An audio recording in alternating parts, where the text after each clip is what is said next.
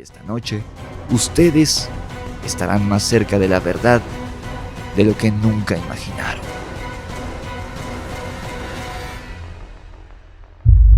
Esto es el Grimorio de Riggs. Y aquí, en la oscuridad, las sombras cobran vida. Hola, ¿qué tal, queridos hijos e hijas de la noche? ¿Cómo están? Bienvenidos a un episodio más de Monstruoso Podcast. Hoy tenemos un gran invitado que ahorita van a ver. Ya lo vieron en el título, pero ahorita se los voy a presentar como se debe. Solo como pequeño introductorio antes de darle la bienvenida a nuestro amigo que está el día de hoy con nosotros. Tal vez a muchos se les va a hacer raro que vamos a hablar de un tema que no necesariamente tiene que ver con temas paranormales ni criptozoología, pero los que ya lleven un buen rato en el canal, y por un buen rato me refiero desde el 2021 más o menos, es un tema que vamos a tocar hoy que no habíamos tocado desde entonces. Temas de crímenes reales, y de hecho el hecho de que se llame Monstruoso Podcast creo que hace muy buena conexión con el personaje del que vamos a hablar hoy, porque es un monstruo. Tal vez no, o era un monstruo, tal vez no una criatura, un críptido, como lo tocamos habitualmente semana a semana, pero sí otro tipo de monstruo, uno que podría ser tu vecino. ¿Y quién mejor para hablar de este tema que nada más y nada menos nuestro amigo Fermex? Hermano, ¿cómo estás? Hola, amigo, muy bien, muchas gracias por la invitación, pues muy contento de estar acá. Igualmente es un gustazo tenerte. Obviamente te conocen, ubican tu rostro, ubican tu voz, ubican tu trayectoria, pero en caso de que haya algún despistado, ¿dónde podemos escucharte, amigo? Muchas gracias. Pues mira, si gustan seguirme a mí de manera personal, a mí me encuentran como @fermex22 en Instagram, que es donde subo contenido. Okay. Pero me gustaría más que le echaran un ojito al trabajo que estamos haciendo en Criminalmente. Ahí nos encuentran en YouTube, así tal cual, Criminalmente, en Instagram y Facebook como podcast.criminalmente. Ahí tenemos 2 secciones en Criminalmente. La primera de ellas es un formato de entrevista con distintos invitados.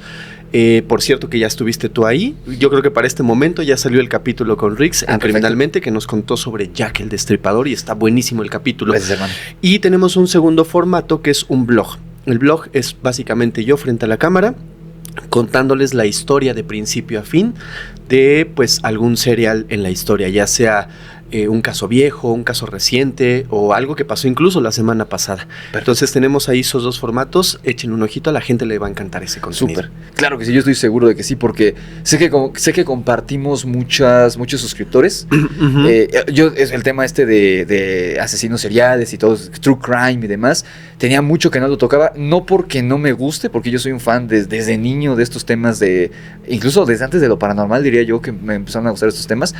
Pero no sé ustedes cómo le han hecho con ese tema, pero yo sí llegué a tener problemas con el algoritmo al hablar. De hecho, les platicaba a Fermex la información que di en el episodio de Jack el Destripador, mucha de ella la saqué de un guión que, si son, como dice Dross, fans de Hueso Negro desde hace años, muchos vieron el capítulo de Jack el Destripador aquí en mi canal hace añísimos, y tiene mucho que no hablé de Jack, del Zodiaco, de la mujer esta. Hay un misterio de una mujer no es de Íbalo, no me acuerdo, es una mujer islandesa, uh-huh, que fue un caso como muy inexplicable, pero hubo uno que luego te lo platicaré, porque tal vez ni siquiera tiene que ver con el algoritmo como tal, sino con alguien por encima.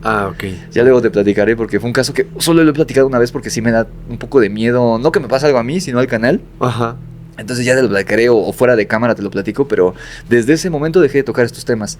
Entonces tú estás viniendo a rebautizar o a reabrir estos temas de True Crime. Exacto, amigo. Así que ya les aparecieron en pantalla mientras los decía Fermex, sus redes para que vayan a seguirlo, parte del equipo paranormal.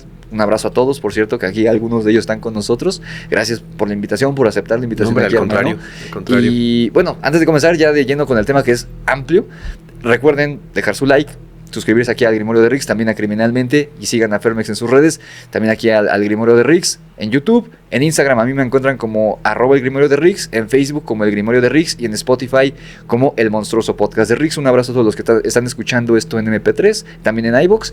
Mi correo, por si tienen algún caso que quieran que revisemos, es necronomiconrelatos@gmail.com, y mis libros, Mexicántropos vs Vampiros, La Orden de Camazots y Demonios de Luna Llena, están disponibles en Amazon con entregas a todo el mundo, en formato físico y en ebook.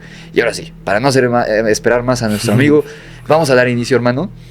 con este tema que muchos se preguntarán, ¿por qué vamos a hablar del caníbal de la Guerrero? Voy a decir así el nombre, espero que no haya problemas con el algoritmo.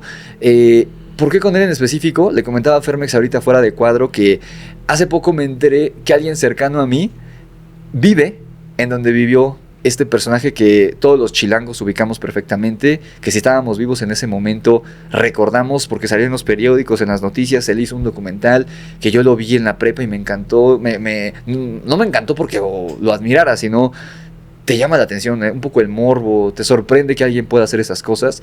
Y quién mejor que contarnos del caso del caníbal de la Guerrero que Fermex, porque además de tener la amplia investigación que requiere un caso como este, además él tiene datos exclusivos que no tiene nadie más por la gente con la que él ha tenido contacto. Entonces, hermano, ¿quién era el caníbal de la Guerrero? ¿Dónde empieza esta historia de terror? Fíjate que dijiste algo bien importante al principio. En este canal hablas de monstruos y dijiste, hoy vamos a hablar de un monstruo distinto a los que normalmente les platico todos los días. Así es. Y sí, en realidad este tipo de gente, este tipo de monstruos infames causan más miedo que cualquier otro tipo de monstruo que puedas encontrar en la criptozoología o en cualquier otro tipo de investigación. 100%. Este tipo de monstruos realmente afectan a la sociedad, realmente y desgraciadamente existen y hacen estos crueles actos. Así es. Pero como todo monstruo, este también tiene un inicio, también tiene un porqué. Yo he analizado e investigado muchísimos casos de asesinos seriales a lo largo de la historia, no solamente mexicanos, sino también de distintos países, Estados Unidos, Inglaterra, Rusia, etcétera. O sea, hay muchos. Y yo he encontrado un factor en común que tienen todos ellos, y lo he dicho en muchas ocasiones: tienen una infancia difícil, tienen una infancia frustrada, desgraciadamente tienen una infancia llena de abusos y que son constantes, y este tipo de situaciones es lo que llega y empieza a marcar su vida desde muy temprana edad. Así Es por eso que siempre yo les digo, por favor, cuiden a los más pequeñitos, denles mucho cariño, denles mucho amor, abrácenlos, edúquenlos de una manera pues bonita, porque de ello depende el futuro de esas personas que tanto amamos, ¿sabes? Y de otras personas. Y de otras personas, por supuesto. Entonces, desgraciadamente, la historia del caníbal de la Guerrero, José Luis Calva Cepeda, empieza desde la infancia. Para que se ubiquen geográficamente, esta historia ocurre aquí en Ciudad de México. Para quien es de Ciudad de México o conoce, les voy a dar una referencia. Esta historia, o el epicentro de esta historia, está ubicado en la colonia Guerrero. De ahí el nombre, el caníbal de la Guerrero. Quien conoce Eje 1, a esa altura Eje 1 se llama Mosqueta. Ajá, porque hacia atrás es Alzate y cruzando Insurgentes se llama Mosqueta. Así es. Eje 1 Mosqueta, casi con esquina Avenida Guerrero, que ahora está el Metrobús. Ahí hay un edificio obscurón. Yo creo que ese tipo dejó una vibra rara. Yo paso por ahí y lo veo raro el edificio. Es un edificio como ya antiguo. Tiene pintas como amarillas, como esos mosaicos chiquititos, unos balcones con unas ventanas tapeadas. Se ve como raro, se ve como triste. Ahí es el epicentro de toda esta historia. Sin embargo, la historia no comienza en ese edificio. Él en algún momento llega a vivir ahí. Pero no empieza ahí la historia. La historia comienza mucho, mucho antes. Él nace el 20 de junio de 1969. Ajá. Él, desde muy pequeño, como yo te decía, tiene una historia muy trágica. Tiene una historia muy difícil porque tiene una infancia marcada por la violencia, por el abuso, por la omisión, y finalmente él termina en la calle. Pero ahorita van a ver cómo y el por qué. Desde muy pequeño, él tenía una familia normal. Estaba conformado por su mamá, su papá, su hermana, sus hermanos y él. Pero desgraciadamente en algún momento de la vida, cuando él tenía aproximadamente 7 años, su padre pierde la vida por causas naturales, enfermedad, etc. En ese momento desaparece la cabeza de la familia y todo empieza a ser una revolución, ¿sabes? Sí. La mamá cambia el carácter, cambia sus gustos, cambia sus costumbres y cambia sus actitudes. En este proceso de que José Luis pierde a su padre y en estos cambios temperamentales de su madre es que empieza a descubrir esta infancia marcada por el dolor.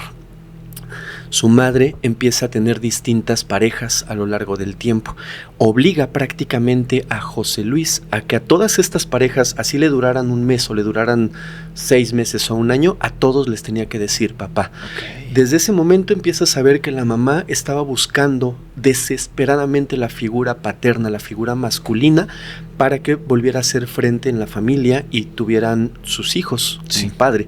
Sin embargo, a pesar de que José Luis era obligado a decirle papá o padre a cualquiera de estas figuras que su madre le ponía enfrente, nunca, de acuerdo a lo que él dijo, nunca entabló ningún vínculo emocional, sentimental o afectivo con alguna de estas personas, ya que era bien difícil que llenaran el vacío de su padre, claro. Por supuesto. Ya tenía 7 años, ya tenía memorias, ya tenía recuerdos, ya tenía una vida hecha al lado de esta familia que duró muy poquito, 7 años de su vida. Sí. Es por eso que nunca se acercó, nunca manifestó tener una relación paternal con claro. Estas figuras que se le fueron imponiendo. Eso. Más allá de eso, la situación empezó a cambiar en casa. Empezó a sufrir maltratos físicos por parte de su madre. Okay. Cuando digo maltratos físicos me refiero a golpizas, regaños, etc. Hay algo que él mismo cuenta en algún momento en una entrevista que recordaba, porque ya no tiene vida, recordaba con muchísimo dolor. Un 5 de enero, cuando él era todavía un niño, tenía toda la esperanza de que llegaran los Reyes Magos, ¿sabes? Claro. Desgraciadamente, siendo un niño curioso, ávido de saber, de buscar, de encontrar, descubrió, y lo voy a decir bien porque este programa no debería de estarlo viendo niños, claro. Descubrió unos juguetes que su mamá había guardado para él. Emocionado por haber descubierto esto, pues lo sacó, y la mamá, cuando lo descubrió, se molestó muchísimo. La reacción de la madre fue agarrarlo a golpes, y después de haberlo golpeado brutalmente, le dijo: esta noche, 5 de enero, hermano, o sea, al día siguiente era el Día de Reyes, algo que todos los niños esperan durante todo el año. No obstante, con haberlo golpeado, le dijo: esta noche vas a dormir en la azotehuela, fuera de todo esto. Entonces de ahí empiezas a ver cómo ya el maltrato físico, psicológico, empieza a escalar poco a poco. La mamá buscaba prácticamente cualquier pretexto para regañarlo. En otra ocasión él mismo contó, estaba en su casa, estaba en la mesa, tira un cenicero de cristal, se le rompe el cenicero, la mamá entra en cólera como si hubiera roto el cenicero de cristal de Baccarat o algo así carísimo, y como castigo le toma las manos para que nunca lo vuelva a hacer y le pone las manos directo en la estufa prendida, para que aprendiera la lección. Entonces, estas solamente son 2 situaciones que él vivió y que él llegó a contar en algún momento cuando estaba vivo, que son momentos que lo traumatizaron. Pero aún así, hay mucha gente que crece quizás con ese tipo de abusos y crecen siendo unas buenas personas, ¿sabes? Sí. Pero él todavía vivió más, él todavía descubrió la crueldad de la gente, la crueldad de una sociedad, de gente que pareciera cercana a él y que podrían cuidarlo. Descubrió que no es así. A los 7 años de edad, uno de sus hermanos, que es mayor que él o era mayor que él, tenía algunos amigos. Para ese momento sus hermanos o su hermano tenía entre 15 y 16 años y tenía un amigo llamado Tirso.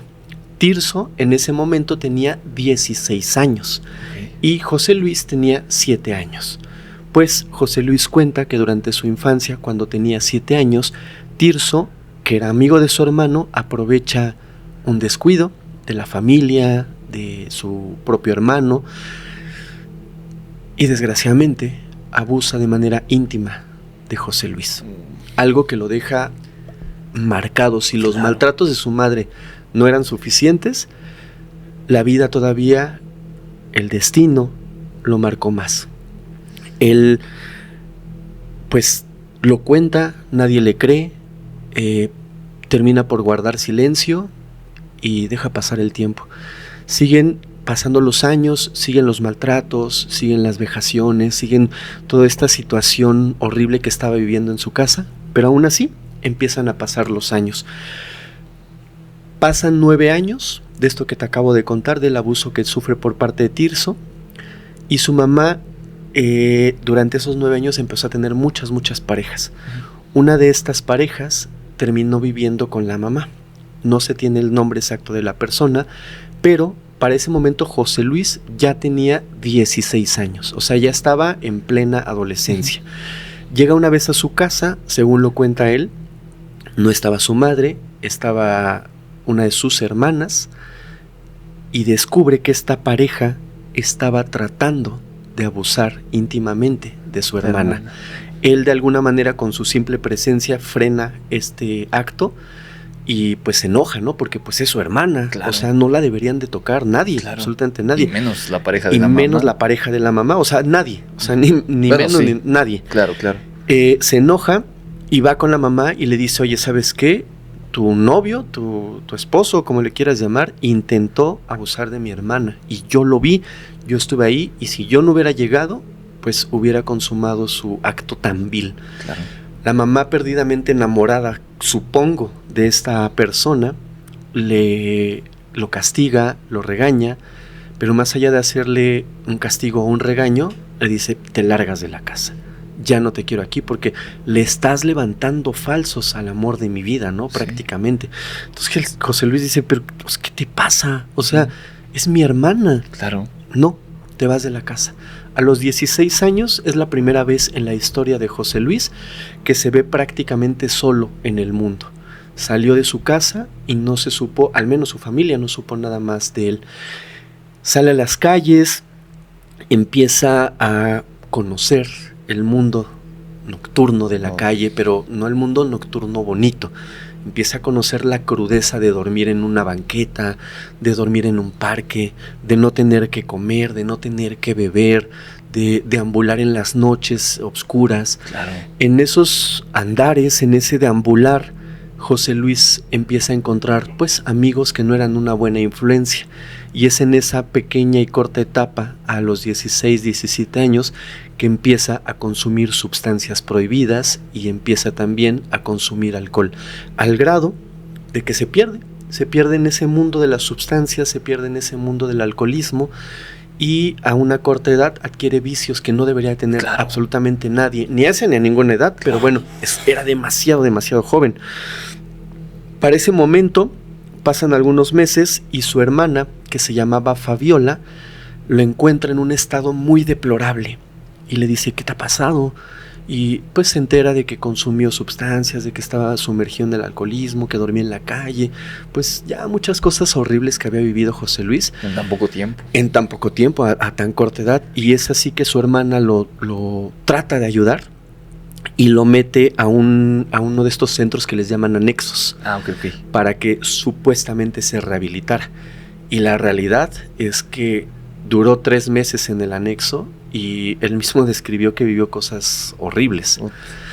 Fíjate que hay una persona que, y voy a hacer una pausa, sí, no creo que todos los anexos sean malos, digo que hay unos que sí son muy malos y otros no lo sé, pero solo para reforzar esta parte de la historia de José Luis, yo conocí hace unos 5 o 6 años a un chico que tenía pues adicción también por algunas sustancias.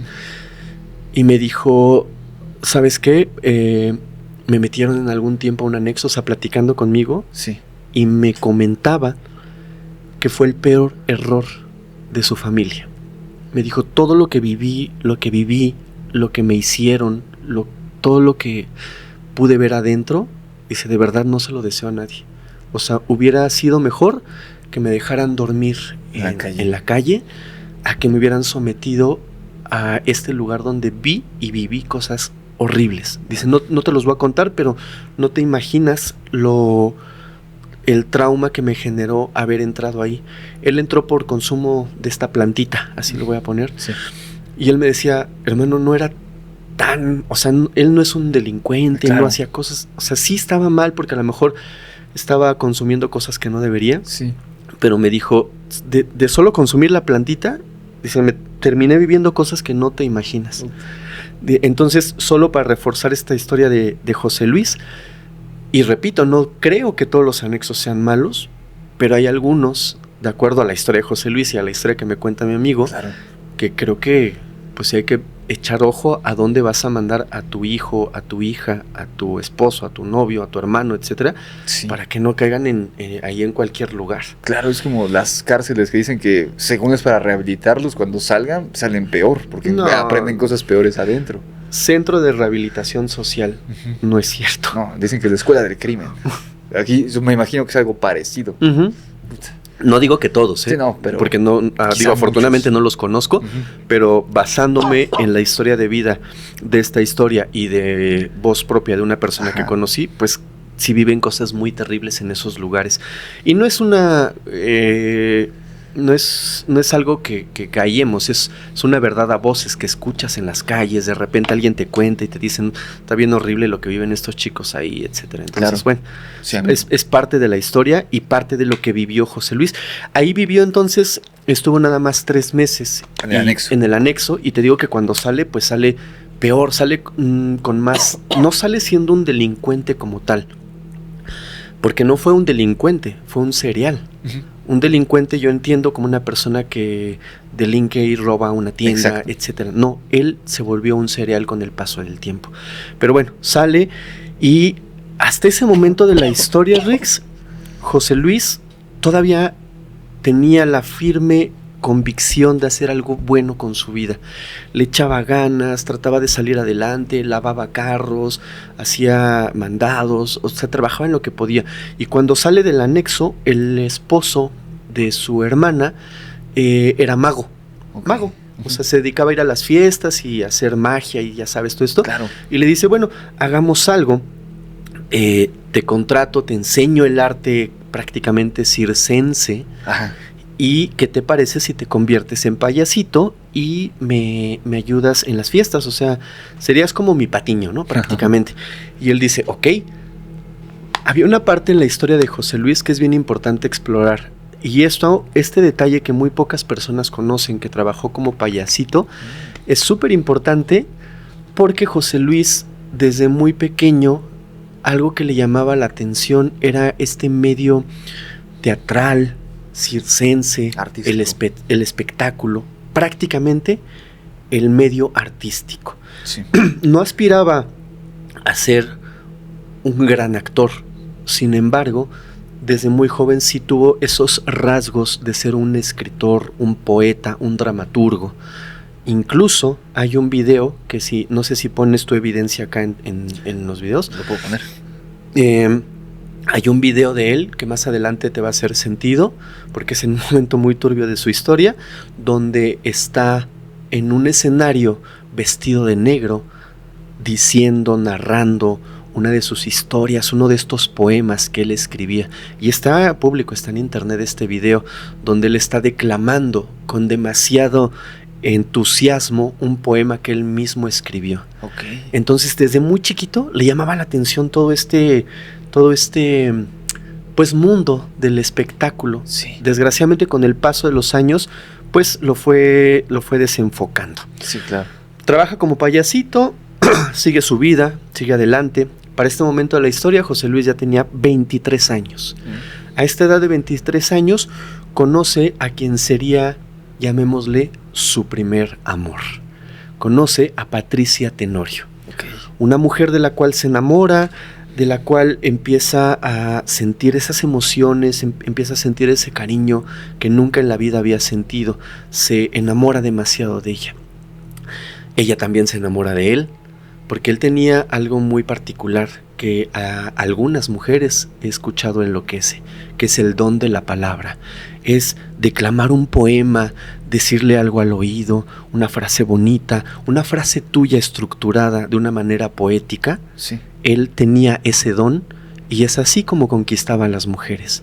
Pero desgraciadamente en esta historia, esa era la perdición de estas personas que confiaban en él en algún momento. Claro.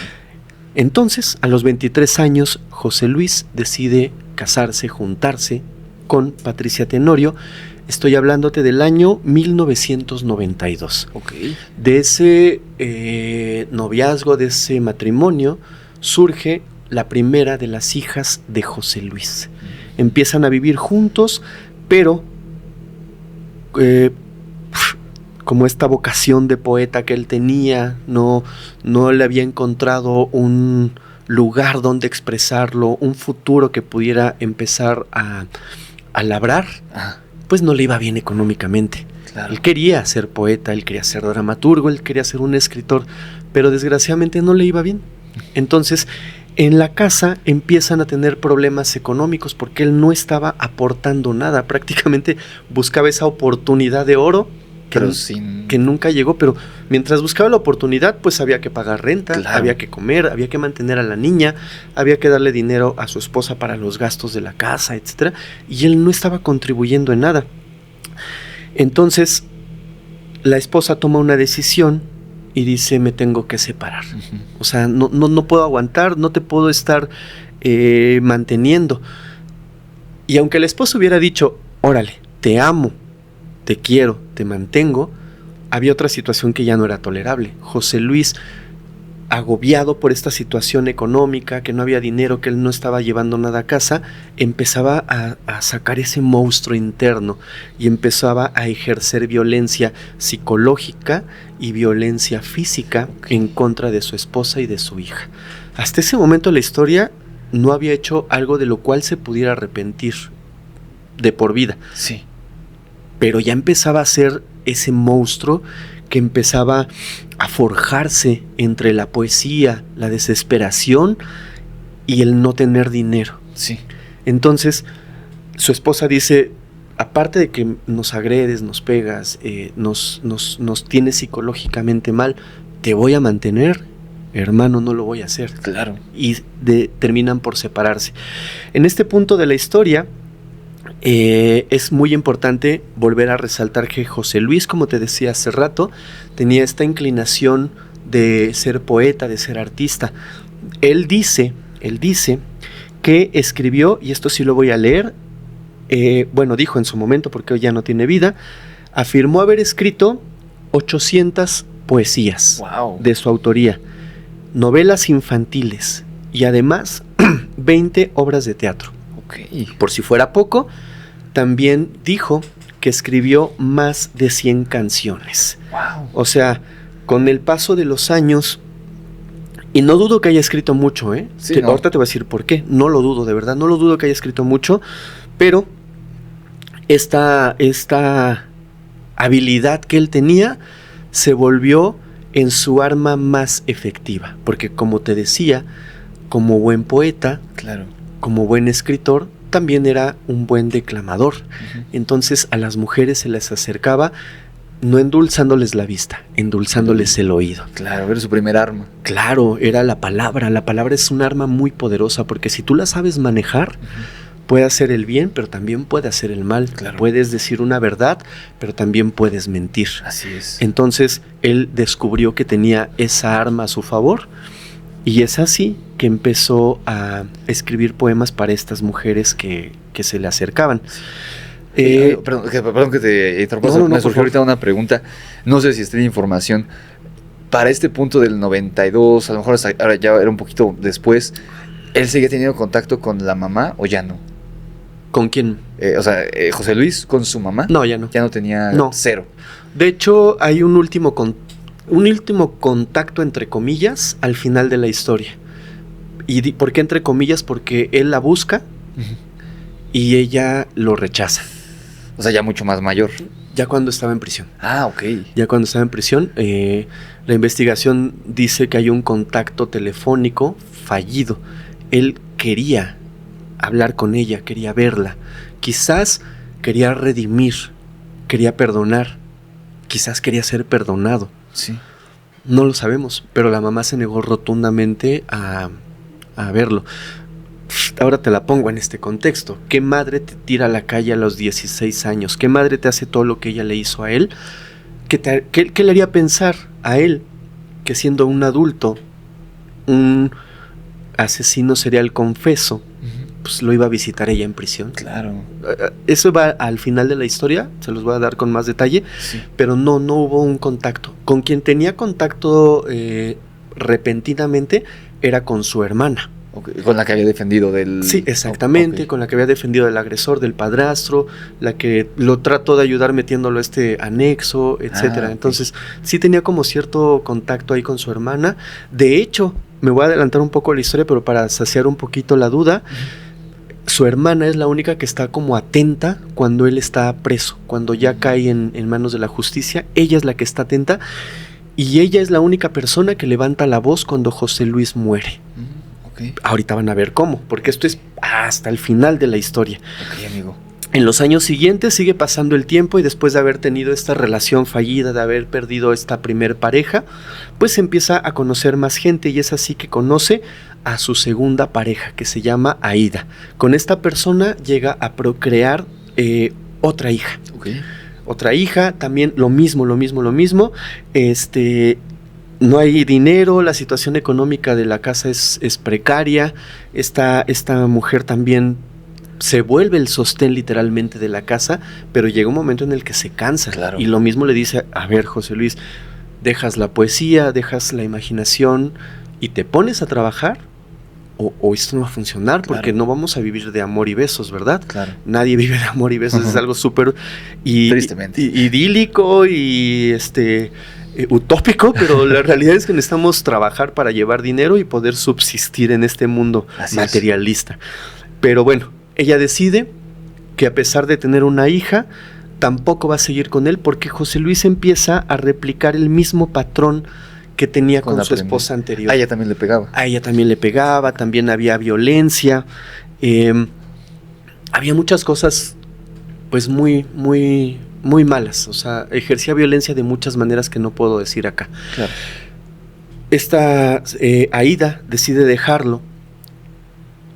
Toma en cuenta que para este momento no tenía trabajo, no tenía dinero, no tenía nada de posesiones materiales y además venía de 2 matrimonios fallidos, una vida llena de precariedad, o sea, una historia de vida difícil. Sí. Es en este momento que José Luis decide sumergirse totalmente en sustancias, en alcohol y en la poesía, que era aquello que lo apasionaba tanto. Sí. En este momento de su vida se sumerge en todo esto, en todos estos elementos dañinos, y lo digo por las sustancias y el alcohol, pero los combina también con la poesía. Pero entre toda esta locura que él empezaba a manifestar, empezaba a enloquecer, empezaba a perder la razón.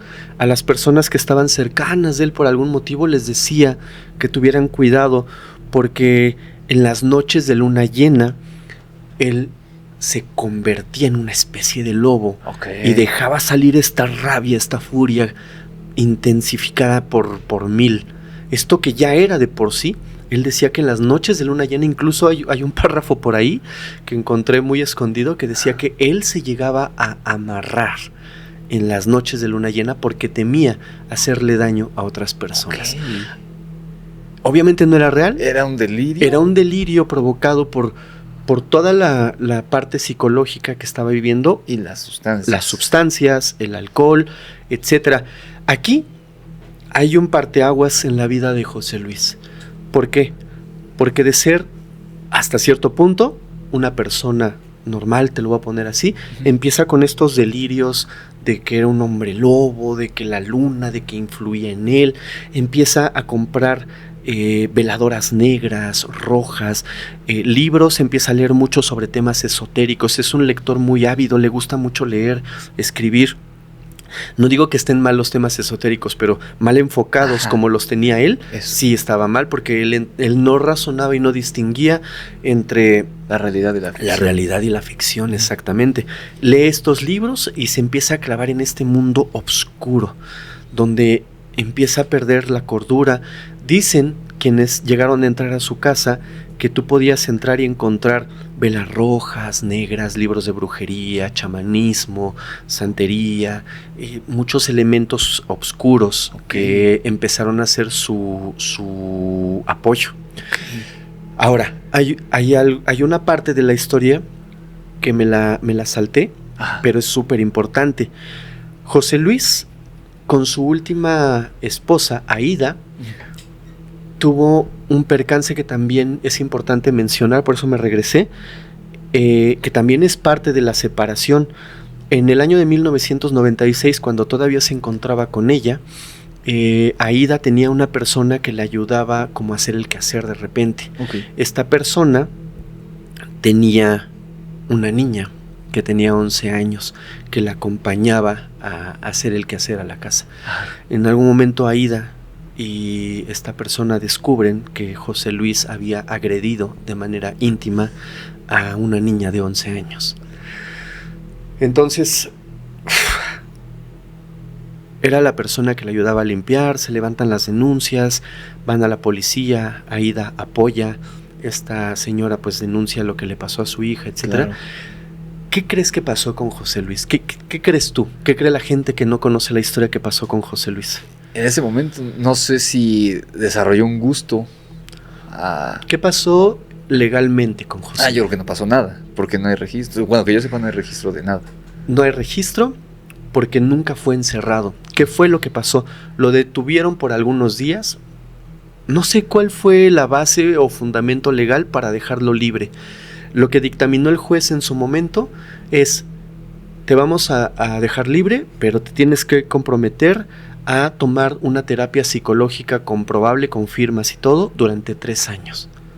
O sea, más allá de que había cometido un delito, acto atroz, no fue castigado, fue dejado en libertad, y solamente el castigo fue 3 años de ir al psicólogo y venir acá a firmar y demostrar que sí está siguiendo al psicólogo. O sea, es una estupidez, sí, lo que hizo el juez. O sea, dejar libre a un depredador, a un agresor, sí. No puede pasar, no puede suceder. Claro. Aún así sucedió, lo dejan libre, y en esta parte de su vida empieza a hundirse cada vez más en la depresión, vuelve a la poesía, a la soledad, a esta oscuridad que te platiqué, estaba sumergido. En esta parte de la historia voy a hacer una pausa para contarte algo. Él escribe, en este proceso tan oscuro que estaba viviendo, escribe un libro que se llama Caminando Ando. Okay. Es un libro que estaba lleno de poesía, no era una novela, era un libro de poesía. Yo he leído varios de los poemas, son poemas oscuros, son poemas que aluden a, lo voy a decir de esta manera, a la autolesión para quitarte la vida. Son poemas que hablan generalmente de obscuridad, muerte, perdición, etc. Okay. Hay un dato que me llama mucho la atención. En el canal de Criminalmente, en la sección de blogs, van a encontrar que ya hice un blog acerca de la historia y vida y tristemente obra de José Luis Calva Cepeda. Cuando estaba haciendo esto, estaba haciendo mis investigaciones, buscando pues en distintos, utilizo muchos medios, ¿no?, para encontrar información, pero coincidentemente, no sé por qué, una persona que es seguidora del canal me escribió por Instagram, como en esas fechas más o menos. Es una señora que es jubilada del IMSS o del ISSSTE, no me acuerdo. Y me dijo: oye, yo tengo algunas historias ahí que te quisiera contar de terror. Y le dije: pues pásamelas y las pasamos al canal adecuado, ¿no? A Insomnio y así. Y en una parte de la plática se le ocurrió que era buena idea mandarme unas capturas de pantalla de un libro. Entonces cuando vi el libro me quedé así de: ¿qué es esto? La portada del libro literalmente decía Caminando Ando, José Luis Cepeda. Era el libro de este señor, era el libro de este tipo, de esta bestia. Sí. Y le dije: oye, ¿qué onda con ese libro? ¿No? Le empecé nunca la conocí, es una señora ya pues mayor. Nunca la conocí en persona y perdí el contacto con ella ya hace mucho tiempo. Y le dije: oye, ¿qué onda con este libro? Y me contó una historia que quiero compartir contigo. Por favor, hermano.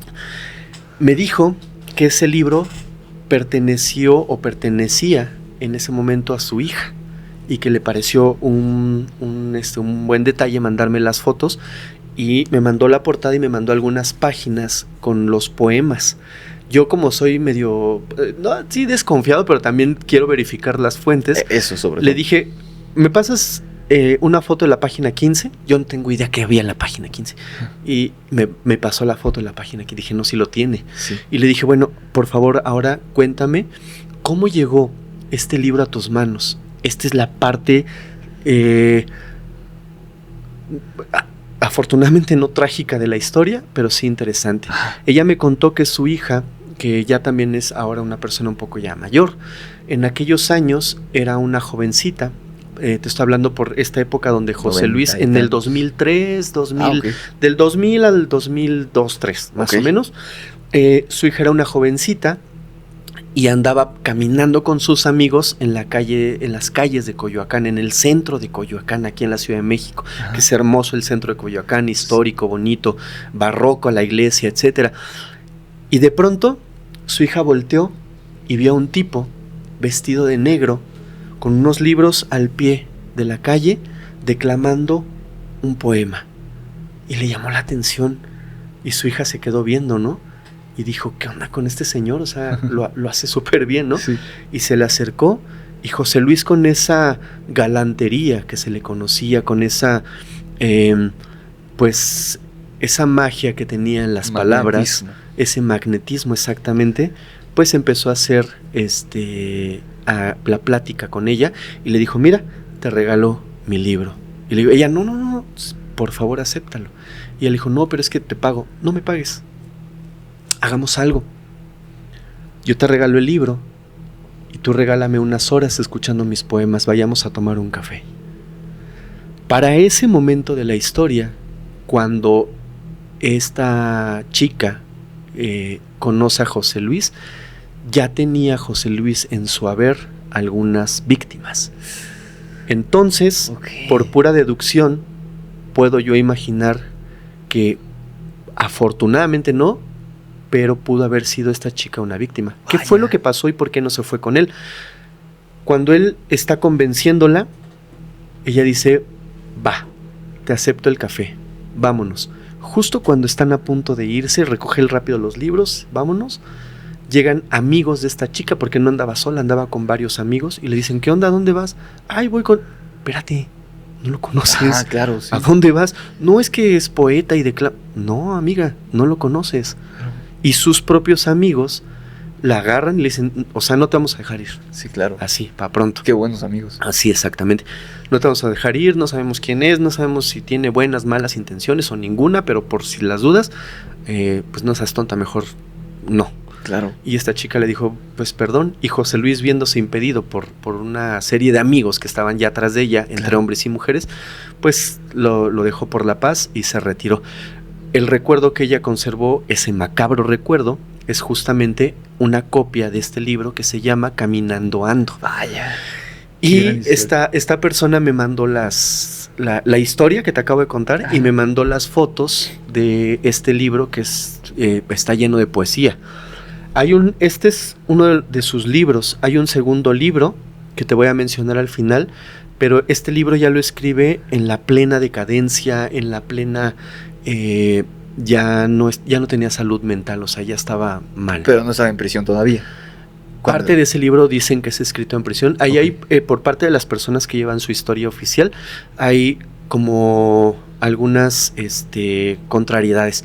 Algunos dicen que parte del libro fue escrito en prisión, otros dicen que lo escribió antes de entrar a prisión. Yo lo que creo y pienso por lo que yo investigué es que fue escrito entre antes y dentro.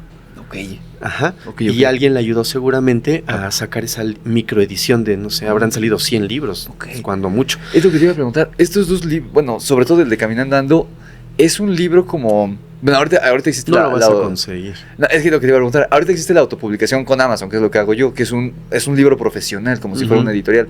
Pero tengo entendido que este libro era como...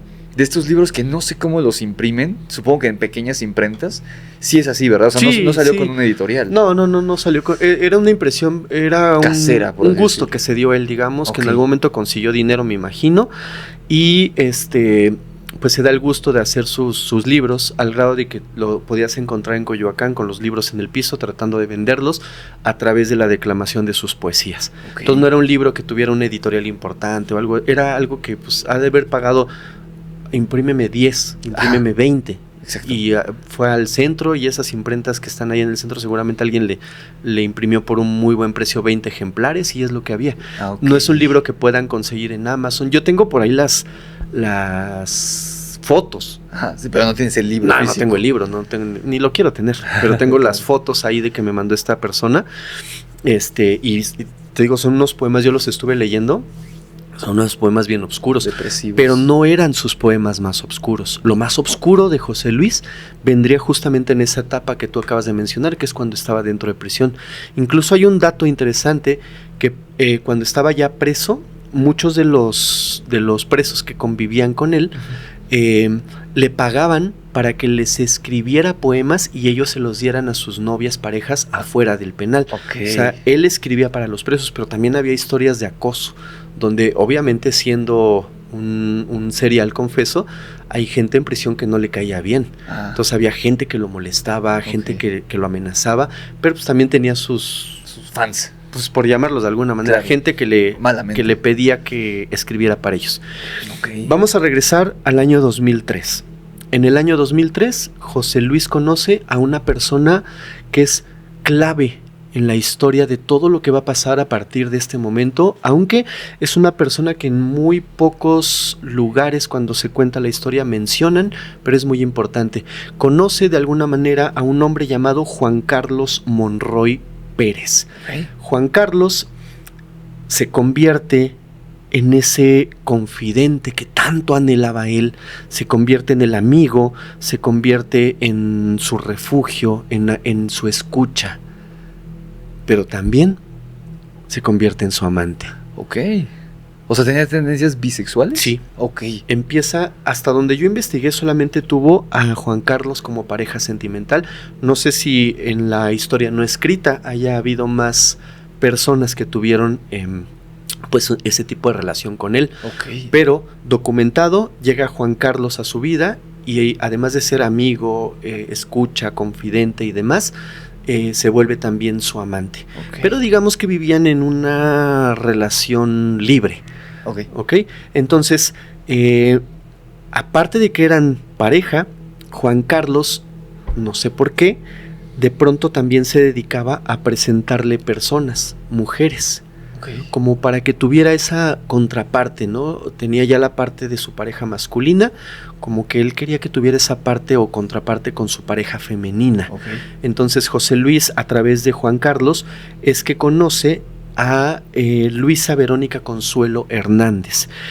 Luisa era en aquel momento una madre soltera, que venía también de un matrimonio fallido, de problemas, tenía a sus hijos, etcétera. Ella trabajaba en una farmacia. Trabajaba en una farmacia y este tipo le presenta a esta chica y él empieza a utilizar esta técnica que ya te dije, empieza con los poemas, ocasionalmente llegaba a la farmacia y le entregaba un poema y una flor, la trataba de conquistar. Uh-huh. En algún momento de la historia la madre de Luisa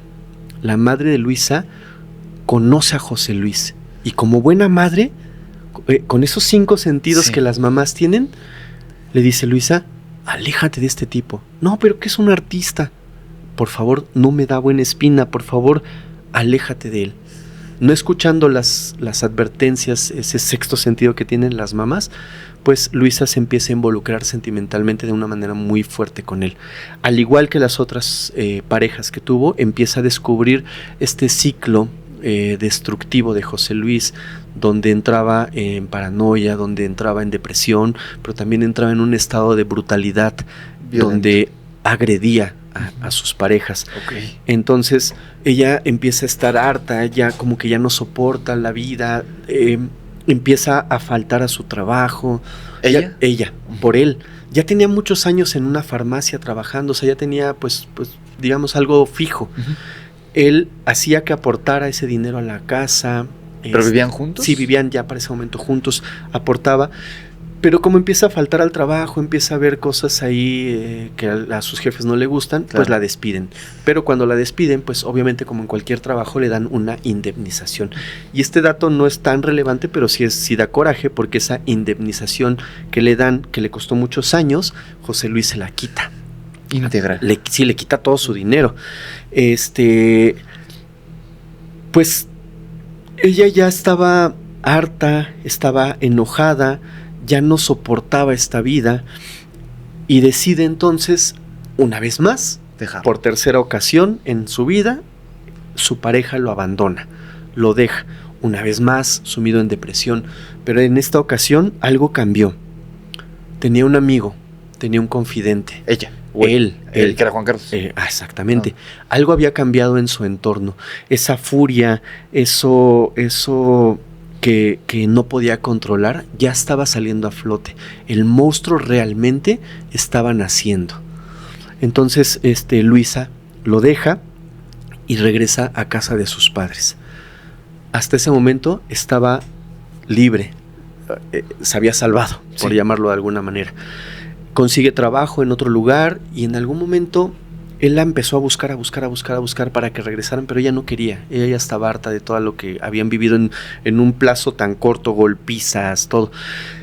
No regresa con ella, sin embargo la sigue buscando. Pero el 24 de marzo del año 2004, Luisa sale de su casa, de la casa de sus padres, para comprar algunas cosas. Nunca vuelve a regresar. Nunca. Sus padres no supieron de ella más. Sería hasta un año después que la historia da un giro, que los padres se enteran de qué fue lo que pasó un año atrás con su hija. Sale el 24 de marzo del 2004, jamás regresa. Nadie sabe nada, los padres pues la dan por perdida, a pesar de todos los esfuerzos que hacen por localizarla y demás, pues nunca la encontraron. En otra línea paralela de la historia, al mismo tiempo que sus padres la buscan y no la encuentran, en un tiradero, en un terreno baldío ubicado en Chimalhuacán, una mañana, unos perros callejeros empiezan a sacudir una bolsa. 5 días después de esto, que ella desaparece, empiezan a sacudir una bolsa y gente que andaba por ahí les llama la atención porque los perros estaban con mucho ahínco destrozando esta bolsa de plástico negra. Cuando una de las personas que se dedica a recoger basura y esto se acerca y se espanta, ve salir una mano de la bolsa. Para ese momento, muchos de estos perros ya habían, entre el tiempo, entre el calor, entre las ratas, los perros, los gatos, toda la fauna callejera atacó el cuerpo que estaba ahí, pues ya era totalmente, no se podía identificar. Había muy poquitas pistas que pudieran decir quién era, pero no bastaron para poder ponerle nombre y apellido a la víctima. Entonces lo que deciden es las autoridades pues mandarla a la fosa común. Obviamente entendemos en esta parte de la historia que el que hizo esto, el agresor, había sido José Luis. Claro. Y aquí, en esta parte de la historia, entra esa escena que te narré al principio, donde José Luis, días después de haber cometido este atroz acto, de haberle quitado la vida a Luisa Verónica, está como si nada en una presentación declamando sus poemas. Y ahí está el video. Es escalofriante ver ese video porque cuando tú lo ves y piensas que 5 días atrás, antes de esa grabación, él había cometido un acto atroz y vil, se te enchina la piel. Claro, está ahí como si nada. Está como si nada y tú lo ves en el video y declama y grita y se expresa de una manera muy elocuente, saca todo su poder de declamación, su gramática perfecta, etcétera. Entonces tú lo ves en el video y dices, ¿y 5 días atrás había hecho esto? Claro. Es increíble. Hasta aquí, ¿cómo ves? Es lo que te iba a decir. Digo, no sé tanto como tú de estos casos, pero siempre cuando atrapan al culpable de muchos casos dicen, es que era imposible, no puedo creer que haya sido él. Este cuate, no sé si haya testimonios de vecinos, o veo que tenía muy pocos amigos, prácticamente nulos. No sé si hay testimonios de gente que lo conoció previo a que lo atraparan, que se sorprendieran y dijeran, o sea, era flojo, era lo que quieras, era adicto, pero tanto como para ser un asesino. Solo hay un testimonio de una persona y muy pocos lo saben. Cuando lo toman preso, cuando ya lo tienen en la cárcel, una chica se acerca solo por dar la noticia a los medios, y les dice: yo lo conocí, me parecía la persona más normal del mundo, era romántico, era caballeroso, era algo increíble para una mujer. Pero por X o Y de circunstancias de la vida me invitó a salir un montón de veces y no pude, no acepté, no era el momento, tenía novio, tenía pretendientes, lo que tú quieras, Sí. pero era una persona que te atrapaba con su prosa, con su voz, con su plática, con sus poemas, pero aún así, esta persona que no tiene nombre no cayó. Y si no me equivoco, por ahí también hay un video de esta chica dando como esta noticia afuera del reclusorio, cuando este José Luis ya estaba dentro. Ok. Pero es uno de los pocos testimonios porque, como bien dices, no hay amigos o vecinos que tuvieran cercanía con él y que pudieran decir, pues, más cosas de él. ¿Las exesposas y las hijas no llegaron nunca a decir nada? No hubo tantas declaraciones. Ok. Y, pues, ahorita vas a ver, bueno, dos de las exparejas, pues, fueron sus víctimas principales. Ah, ok. Entonces, por eso obviamente no ¿Y hay. las hijas están vivas? Sí. Y ellas tampoco se han pronunciado. A ver, las dos personas con las que se casó al inicio, a ellas no les hizo nada. Ah, ok. Estas dos parejas de las que acabamos de hablar, con las que vivió, bueno, la primera que te acabo de relatar, que fue a tirar el cuerpo hasta Chimalhuacán, Ajá. la agredió a quitarle la vida. Y esta segunda, que se llama Alejandra Galeano Garavito, que en aquel momento tenía 32 años, es su segunda víctima conocida. Tenía 32 y desgraciadamente también pierde la vida a manos de José Luis, pero ella es la que desencadena todo el trágico final de esta historia. Ok. Entonces, con estas dos últimas personas, para que quede como más claro el contexto, no tiene hijos más allá de vivir con ellos. Con las dos que sí tuvo hijos, solo las golpeaba, pero no les quitó la vida. Pero las hijas, o sea, después de que el papá... Claro, siguen vivas. pero sí han dicho cosas o no. No, pues ¿quién quiere pronunciarse? Claro, que no creo que... ¿Quién cargaría con el estigma de ser la hija o el hijo del caníbal de la Guerrero? Ah, vaya. Pues nadie. Claro. Nadie cargaría con ese estigma. Porque ¿no? aparte ya son señoras... Sí, ya deben de ser... 40 y tantos, tal Sí, vez. sí, ya, pero quizás no una tercera edad, Sí, pero, pero sí, no pues, son ya chavitas. mujeres adultas. Sí, no son chavitas. Ok. Wow. Sí, deben de tener... Dices que la primera nació en el 92, ¿no? Sí, deben de tener alrededor de 37, 6 38 años por más ahí. que yo tengo 27, 32, 33. Por ahí, O sea, son muy jóvenes. Están jóvenes, sí. Sí, pues sí, pueden. Pero ¿quién se pronunciaría? Claro, sí, en el trabajo. ¿Tú te pondrías ese estigma? No, Es definitivamente tu culpa. no. Claro. No participaste en nada, o sea, Claro. pero cargar con ese estigma estaría muy feo. Vaya. Yo creo que por eso no se pronuncian. Sí, es claro, amigo. Claro. Entonces, pasa el tiempo y vamos hasta el año 2007. En el año 2007, José Luis conoce a esta segunda pareja que te acabo de mencionar, Alejandra Galeana Garavito, que en aquel momento tenía 32 años. Como si siguiéramos o si siguiera José Luis un patrón. Es lo que te iba a decir. Un patrón. Fíjate qué dato tan raro, tan pareciera sin importancia, pero un poco macabro. Esta chica, Alejandra, venía también de un matrimonio tóxico, lleno de abusos, golpes, manipulación psicológica, etc. Y cuando encuentra a José Luis y se enamora de él, encuentra en él una especie de refugio, porque encontró a su poeta, encontró a esa parte que la complementaba, y ella se sentía la musa del poeta, sentía como esa afinidad entre ellos. Claro. Ahí te va el dato poco importante, pero un poco macabro. Ella también trabajaba en una farmacia. Ok. Al igual que la otra Que chica la- que ya había perdido la vida. ¿Habrá sido coincidencia o...? No sé. Eso sí, yo me lo he preguntado muchas veces, pero no sé por qué. Yo siento que fue una coincidencia. Ujú. No creo que tuviera un patrón de enamorar a jóvenes que trabajan en una farmacia. Porque también podría ser que, como era adicto, ya ves que hay medicamentos recetados Ujú. que podrían sustituir ciertos... Buena teoría, no la había visto así. Tal vez él iba a comprar eso y ahí las conocía. Puede ser. No sé, quiero pensar, no sé. O puede ser que las enamorara por esa facilidad de que le dieran aquello, ¿no? Ah, exacto. Un buen punto. No lo había visto así, pero mira, puede ser una teoría. Puede ser. Podría. Sí, entonces, bueno, la conoce, ella trabaja en esta farmacia y nuevamente utiliza la misma técnica, con algunas variantes. Visitas sorpresas a la farmacia, arreglado, perfume, una rosa en la mano y un poema en la otra.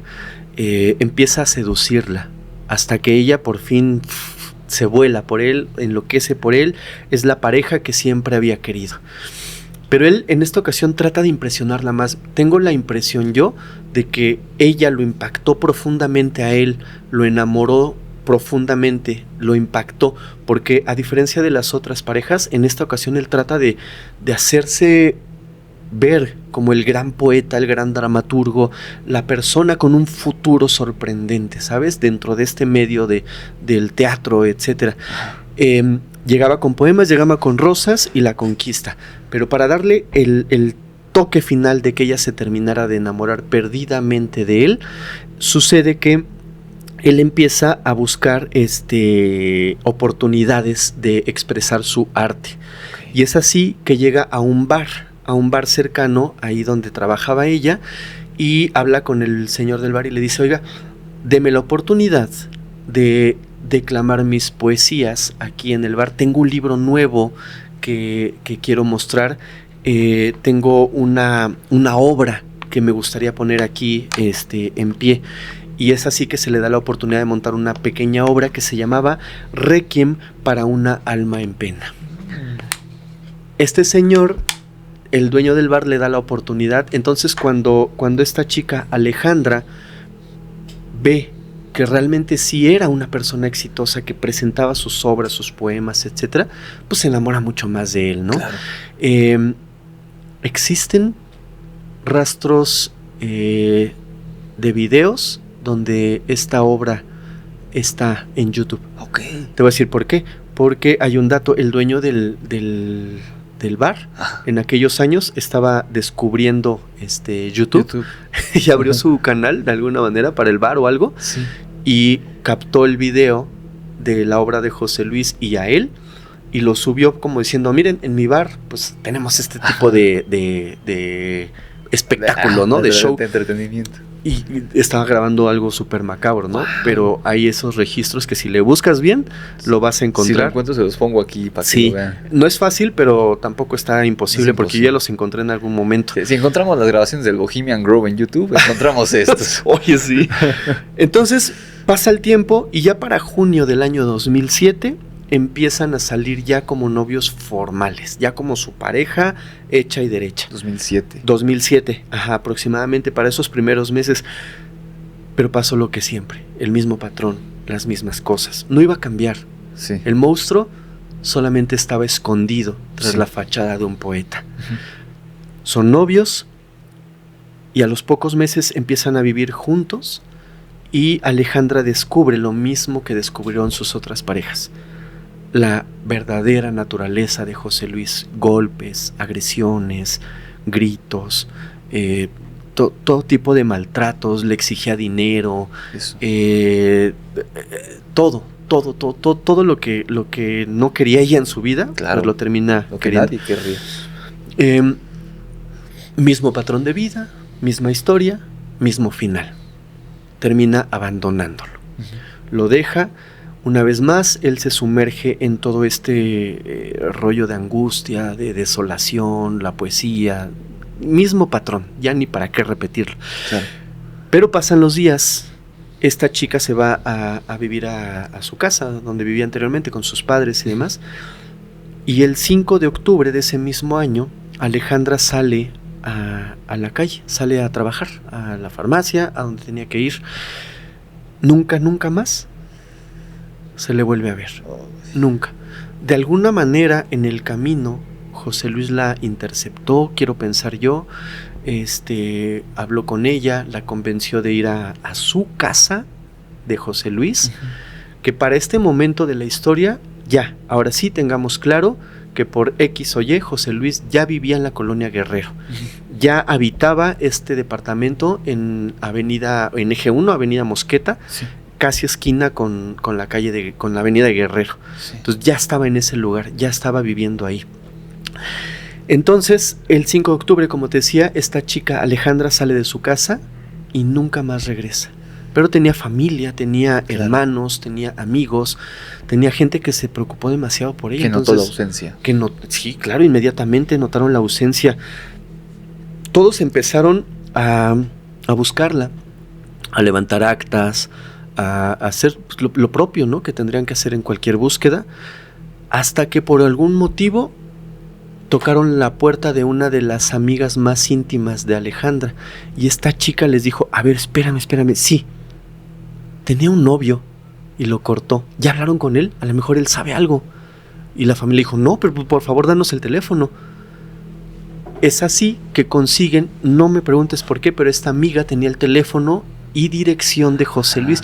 Quizás porque como era una de sus mejores amigas, pues esta Alejandra en algún momento le había dicho: oye, estoy saliendo con el amor de mi vida. ¿Y dónde vive? Pues en tal lado, ¿no? ¿Y qué hace? Pues es poeta. Y por algo le dio el teléfono. Claro. Entonces la familia, después de muchos intentos, le empezaron a marcar. A los 15 días les contesta el teléfono. O sea, ya la familia súper desesperada y todo. Y además de que les contesta el teléfono, se hace pasar por el servicio de la casa. Okay. Les dice: no, el señor José Luis no se encuentra, pero estoy yo, que soy el que atiende su casa, pero no lo van a encontrar y no sé qué. Y la familia dice: no, espérate, aquí algo anda mal. Está raro, sí. Algo anda mal. Pero recuerda que ya tenían la dirección de José Luis, ya sabían más, o sea, no tenían la ubicación del departamento exacta, pero ya sabían dónde. Y tenían la descripción física, tenían ya datos que esta amiga les dio, que fueron súper relevantes en la investigación. Entonces ellos, ya con la sospecha encima de que José Luis algo sabía, pues dijeron: vamos a cerciorarnos. Y después de esta llamada donde fingió ser otra persona, deciden ir a su casa. Todo el día ahí esperando, buscando a alguien que tuviera esas características físicas que se supone tenía José Luis. José Luis nunca se esperó que llegaran ellos ahí. Ese día traía una playera como estas, una playera de manga corta. Es muy importante este dato. Okay. Traía una playera de manga corta. La familia lo ve y dicen: es él. Uh-huh. Es él, y se van sobre él. Oye, José Luis. Y cuando reacciona, ellos saben que es José Luis. Entonces trata de meterse rápido a la casa, y uno de ellos ve, por eso es importante el detalle de la playera corta, que toda esta parte y toda esta parte la tenía arañada. Uh-huh. Ahí es donde dicen: aquí evidencia. Algo está pasando, aquí algo está pasando, este tipo sabe algo, este tipo le hizo algo. Ya a la familia ya se le mete pues la idea de que algo le hizo este tipo. A la mejor, en el mejor de los casos, la tiene encerrada ahí arriba, no la deja salir, pelearon, le arañó los brazos, etcétera. Pues sobre de él, ¿no? Claro. Es la única pista tangible que tenían en ese momento. Él se escabulle, le cierra la puerta y ¡pum!, se sube al departamento. Se esperan horas y horas enteras. Pero también tenían ya esta denuncia con la fiscalía y todo este rollo. Entonces necesitaban estarse moviendo de un lado a otro, que si una pista, que si alguien habló, etcétera. Entonces, nunca salió el tipo. Pues los estaba viendo desde la ventana, claro. Evidentemente. Su casa, después se sabe, no era de los departamentos de atrás, era de los de adelante, daba al balcón. El balcón daba a la calle, a eje 1. Entonces yo supongo que este tipo los estaba viendo y decide no salir. Claro. Entonces la familia desesperada dice: no, o sea, hay que atender otras cosas, hay que atender la denuncia, pistas, etcétera. ¿Qué hacemos? Pues irnos.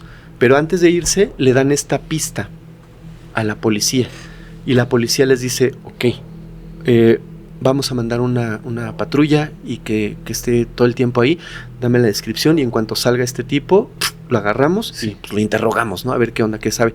Pero la familia no se conforma con eso.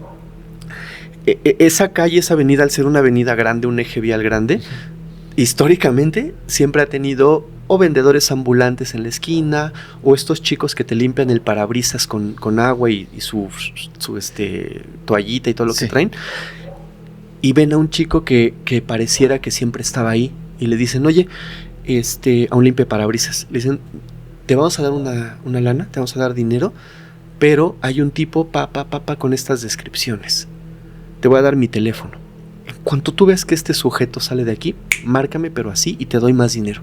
Entonces el limpiaparabrisas dijo: claro, pues voy a estar súper atento. Y estuvo súper atento todo el tiempo. De hecho, el limpiaparabrisas es quien da aviso a la familia de que este sujeto sale. Se van y llega la patrulla, y el limpiaparabrisas está atento a lo que pasa.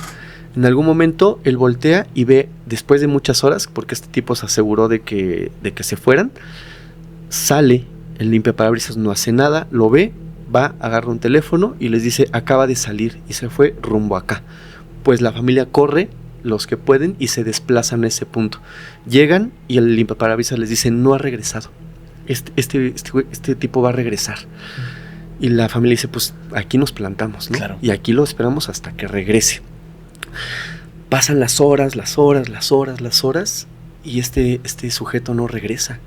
Entonces, un miembro de la familia dice, a ver, se fue caminando. Este chico dice que se fue por esta calle. Vamos a buscarlo. En una de esas está tomando, está comiendo, está en un bar, etcétera.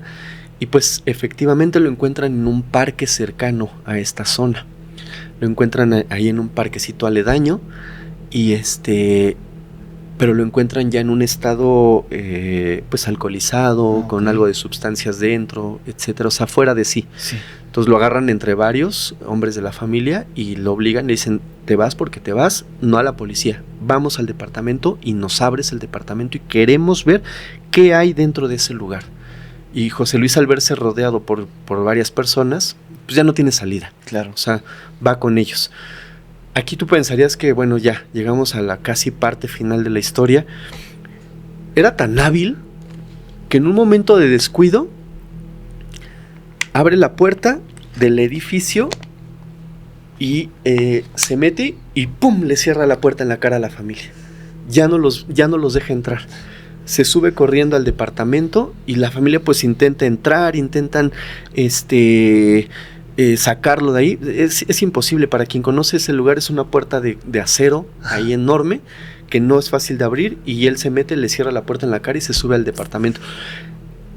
Se sabe que este departamento estaba ubicado en el 4º piso de este edificio. Okay. Por eso es fácil ubicarlo, porque no es como que haya muchos edificios en ese cachito de cuadra. Sí. Es súper fácil ubicarlo. Okay. Recuerda que cuando lo encontraron en el parque, él estaba en estado inconveniente. Ajá. Pues la familia trata de entrar y no pueden. Pero de repente, dentro de la locura de José Luis, algo pasa. La familia escucha cómo se rompe, cómo truena un vidrio en la parte alta del edificio. Truena el vidrio, ¡pah!, se oye el golpe. De repente voltean y era José Luis tratando de escapar por la ventana del 4º piso, pero estaba en su locura. Claro. Termina cayéndose del edificio. Y tú pensarías que cayéndose de un 4º piso, perdió la vida. Tuvo la suerte este sujeto de que un árbol, o sea, cayó como encima del árbol, y el árbol fue amortiguando la velocidad de la caída hasta dejarlo caer casi ileso. Casi. ¿Por qué? Porque todavía cuando cae se avienta del 4º piso, entre su locura. La familia lo ve, ven cómo cae, lo tratan de atrapar, como si fuera una película de Hollywood. Ajá. Se avienta, cae, se levanta, todo arañado, todo golpeado. La familia corre tras de él, él corre, cruza la avenida. Un taxi que venía a toda velocidad, ¡pum!, lo impacta. Ahí fue el final de la carrera de José Luis. Lo impacta el taxi y finalmente es aprehendido por la patrulla, que ya estaba ahí, ya se había hecho la bola de gente, estaba la familia, estaba la policía. Lo agarran, la policía inicialmente lo presenta ante los paramédicos porque llega una ambulancia, lo atienden, ven que no tienen nada de gravedad. Uh-huh. Aún así lo presentan a los paramédicos y se lo llevan. Hasta ese momento de la historia, la policía no sabía a quién estaba agarrando. Pensaban que era una discusión familiar, cualquier otra cosa, menos la magnitud de esto que estaba sucediendo. Pero ya había pistas de esta persona que habían encontrado en Chimalhuacán. 3 años antes. No, un poquito menos, pero sí. Okay. Ya tenía tiempo, pero sí. En ese momento la familia empieza a platicarle a la policía que estaba ahí, que todo lo que había pasado, dan aviso de que lo habían agarrado, que trató de huir, que pues evidentemente al huir algo tenía que ver con todo esto, ¿no? No huyó de gratis. Entonces la policía consigue una orden de cateo, y mientras este tipo estaba en el hospital recuperándose, ingresan al departamento. Aquí voy a tener mucho cuidado con la narración de lo que te voy a contar ahora, porque es demasiado delicado. La policía entra al departamento. Lo primero que perciben son las ventanas tapadas, con periódico, con mantas negras, con cinta. No quería que entrara la luz. El aspecto del departamento, velas negras, rojas, lo que te había contado, Sí. desarreglado. Pero había algo en el ambiente, un hedor horrible. Olía feo el departamento y no sabían por qué. Empezaron a buscar. Y de pronto uno de los policías abre el closet y ve 2 bolsas negras. Abre la primera y lo que encuentra dentro son múltiples pares de zapatos de mujeres, Ok. de distintas tallas, colores y estilos. Aquí se desprende una teoría de que José Luis no solamente tuvo 1, 2 o 3 víctimas, sino que tuvo muchas más Sí. que no fueron detectadas a tiempo.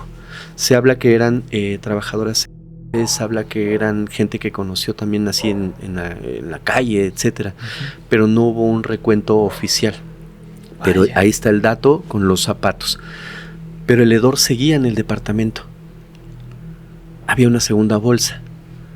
Los policías que abrieron la segunda bolsa, algunos dicen que incluso necesitaron, y se entiende, terapia psicológica después de lo que vieron.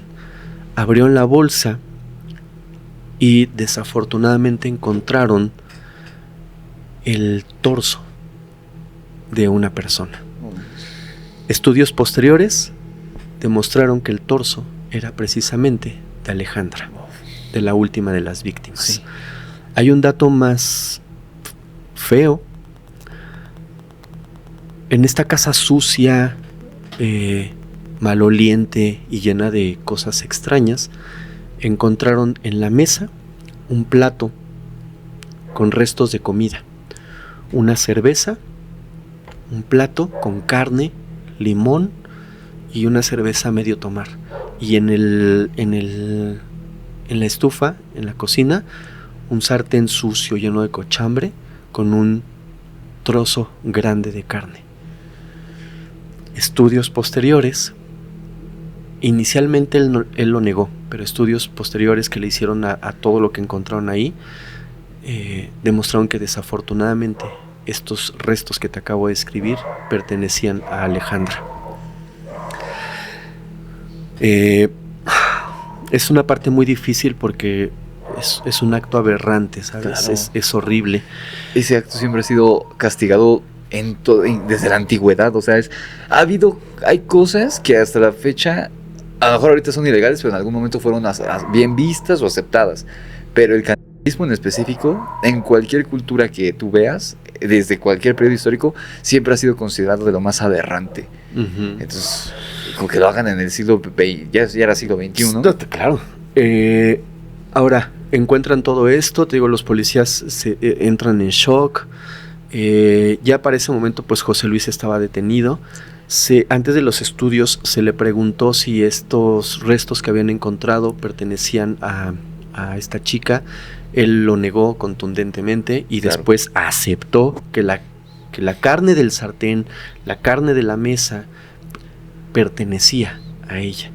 Y la pregunta que seguía era, ¿la consumiste? Uh-huh. Inicialmente lo negó. Su excusa fue, no. O sea, es que es difícil decir, pero la cociné para dársela de comer a los perros de la calle. Esa fue su excusa. Uh-huh. Nunca, hasta el último de sus días, aceptó haber cometido este acto de canibalismo. Nunca lo aceptó. Él dice que la cocinó para darla en la calle. Claro. Las pruebas, lo que había ahí, demuestran totalmente Claro, todo lo estaba contrario. en el plato y la sí, cerveza. claro. Sí, en el sartén, el limón y todo. Claro. Entonces, bueno, para este momento, ya era una noticia nacional. Uh-huh. José Luis empieza a confesar sus crímenes y dice, ya habiéndose perdido y sumergido en todo esto, acepta también este crimen que ya tenía 1 año atrás, de esta chica que encontraron en Chimalhuacán. Cuando la familia de esta chica ve las noticias, de alguna manera lo ubican, cazan fechas, cazan todo, y por eso te dije que hasta 1 año después se enterarían de que su hija había sido víctima de este sujeto. Hace fue un año, sí. Se contactan con la policía, etcétera, y bueno, pues al menos tuvieron la certeza de saber dónde estaba su familiar, qué le había pasado, y bueno, cerraron un ciclo horrible, ¿no? De angustia. Claro. Y es así que se supo también que esta primera chica también fue víctima de José Luis.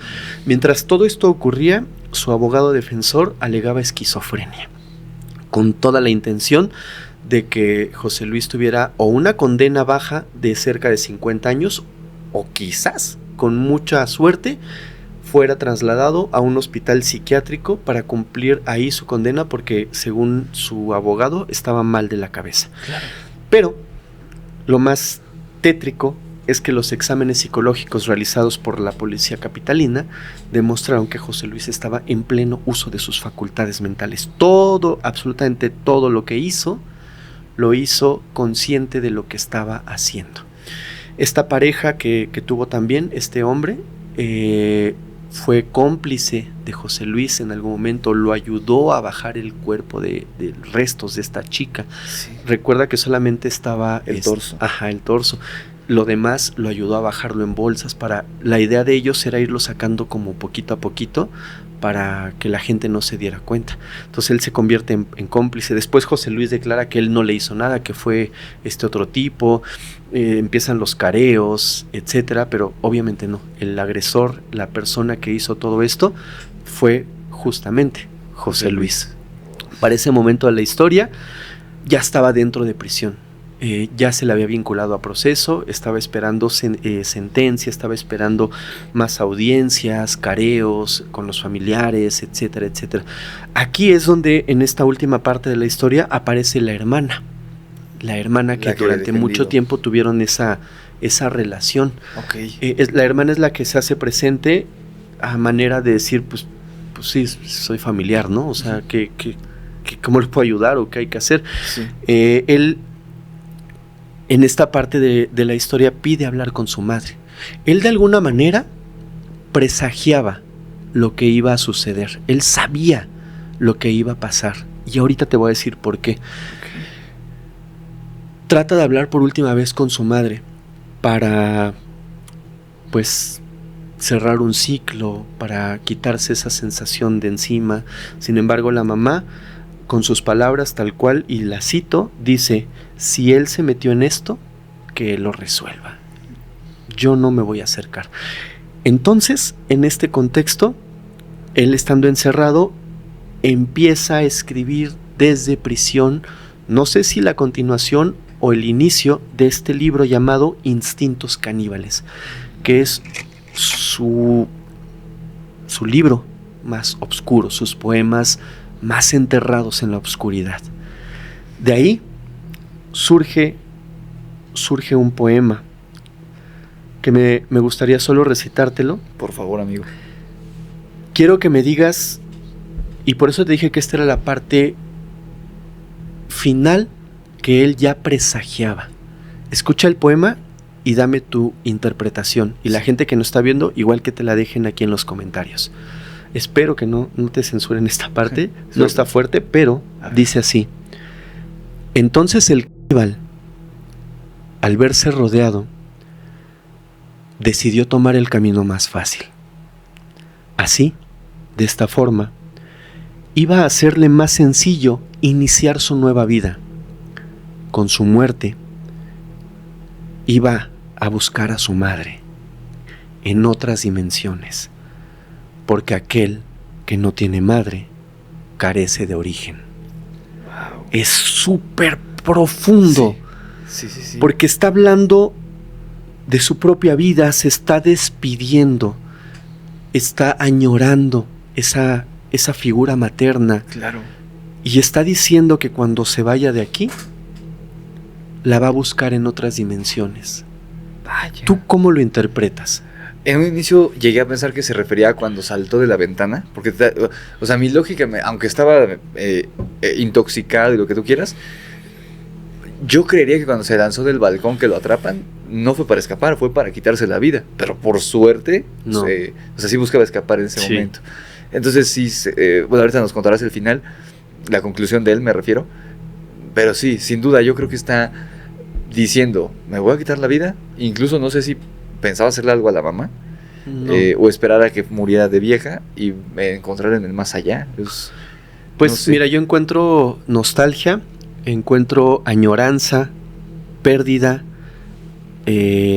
tristeza Sí. y la búsqueda de una segunda oportunidad. Cuando dice que buscará a su madre en otra dimensión, para mí está hablando de cuando él ya no tenga vida. Ajá, sí. El inicio del poema se está aceptando a sí mismo como un cañón. Uh-huh. Está anunciando que se va a ir y está lamentando la pérdida de su madre al decir: el que no tiene a su madre carece de origen. Claro. Para mí es esa fijación que siempre tuvo con ella. Uh-huh. Creo que estaba en una balanza entre amarla y odiarla. Sí. Y es por eso que